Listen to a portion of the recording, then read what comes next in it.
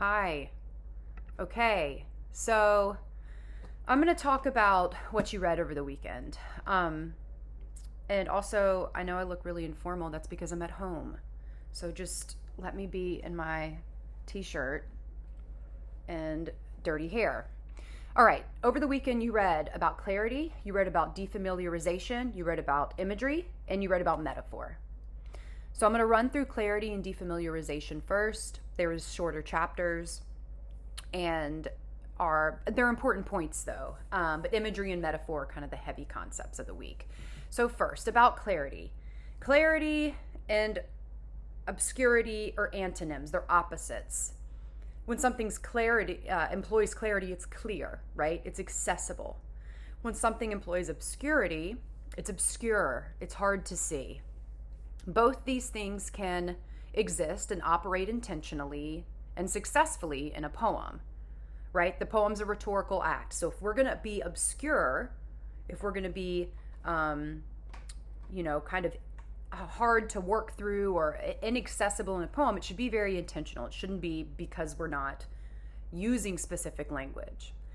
In general, a poem should have a kind of an overwhelming vibe of clarity because the point is you want your reader to access meaning. So think of Karina McGlynn's or Kiki Petrosino's poem, right? Karina McGlynn's I Have to Go Back to 1994 or Kiki Petrosino's Nocturne. Both are highly lyrical poems, right? But you're able to finish those poems with more than just an abstract idea of what the poem is about. Karina McGlynn gives you, the title tells you what's going on, and then she gives you all these concrete details that give you something to hold on to while we try to figure out what the poem is about. Kiki Petrosino does much of the same thing, though her title is less helpful. We do know that it's about a relationship. We do know that Kiki Petrosino is kind of using the metaphors and imagery of nature and the darkness and mystery of nature to illuminate or amplify the uncertainty or the failure of the relationship, right? If you read that poem, either of those poems, read them 3, 4, 5 times, you do leave the poem going, I have a vibe, right? Like I have an idea of what's going on here, more than just an idea. So these poems, they're about complex ideas, but both poets are using concrete nouns to ground us in the poem. These poems are actually excellent examples of the concrete grounding us in a very lyrical poem. The subjects of each poem are veiled by intentional craft. What we can't or what's difficult to access in the poem is intentional. The poets want us to work, to understand, and to make meaning. They're not veiled or they're not obscured by abstractions and vagueness, but rather by craft, right? They're not obscured on accident. Okay, so moving to defamiliarization, it's one of my most favorite kind of initiatives or approaches in poetry. The everyday really is so strange. Like we don't have to, mine our lives for trauma, though we can. We don't have to invent like these super kind of marvelous and complex worlds because we think our lives are too boring. The reality is, like, I have garlic here, right? People have written about garlic in poems for centuries. There's so many connotations and implications of a bulb of garlic. Think of birth, think of farming, and rebirth and generation. Think of the medicinal aspects of garlic. Think of the tradition of garlic and vampires, right? So everything around us is poetic. The textbook offers an excellent example with Billy Collins' poem, which you've read, with the mouse, right? Dropping the mouse into the poem becomes a maze, and then suddenly we are working, with light switches in the dark. So these are not rare or extra special things. These are just everyday things. Defamiliarization defamiliarizes the everyday. It makes the everyday strange.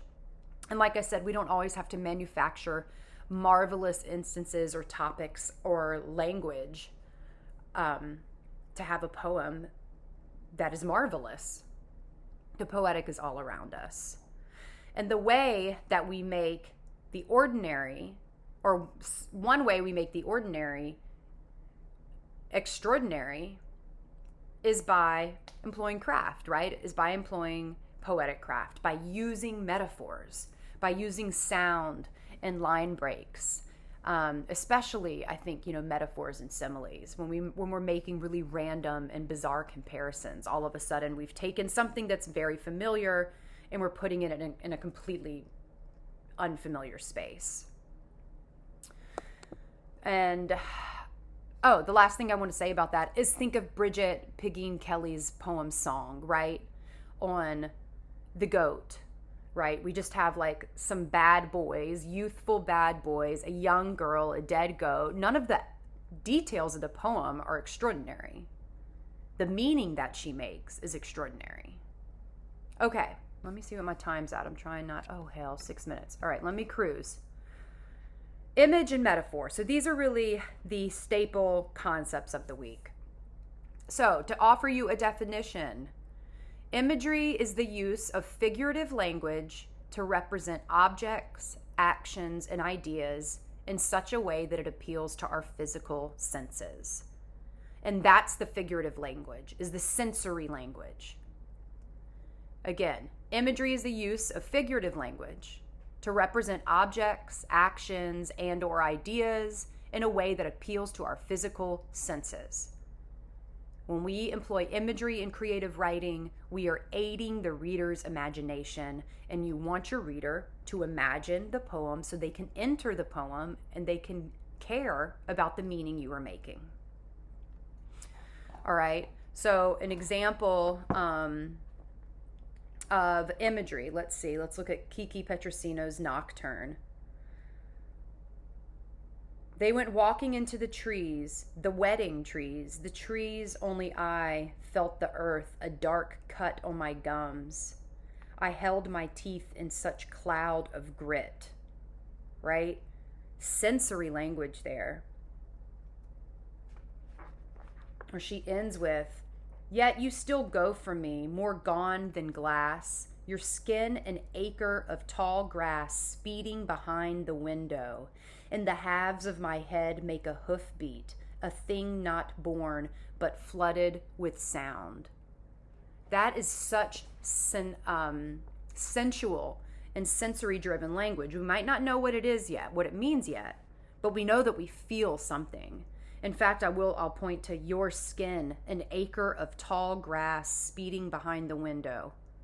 Metaphor, right? Your skin, right? Taking something we all have, we deal with every day, and comparing it to something very unlike skin.